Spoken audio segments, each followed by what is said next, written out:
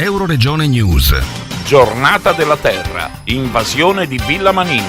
1700 ragazzi hanno occupato il giardino di Villa Manin, visitato il parco e la dimora in occasione della Giornata della Terra. I più grandi avevano allestito degli stand espositivi a carattere scientifico per illustrare e dimostrare le scoperte relative agli elementi che compongono il nostro pianeta. Come è giusto comportarsi, quali sono le conseguenze della raccolta indifferenziata dei rifiuti, come avvengono le reazioni chimiche e in quanto tempo, sono alcune delle dimostrazioni svolte in pratica durante quella che è stata la più grande manifestazione del pianeta dedicata ai temi della protezione dell'ambiente. Da diverse località, tra cui Cervignano, Spilimbergo, Gradisca di Sonzo, Cividale e Codroipo, per questa manifestazione festosa ma istruttiva.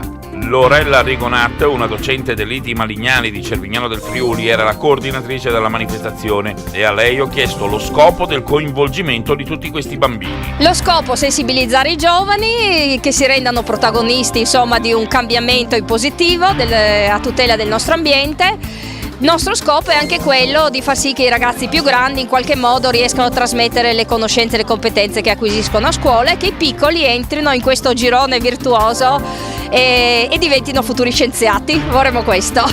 Dal Medio Friuli per Euroregione News, Marco Mascioli. I nostri servizi sono disponibili su internet all'indirizzo www.euroregionenews.eu.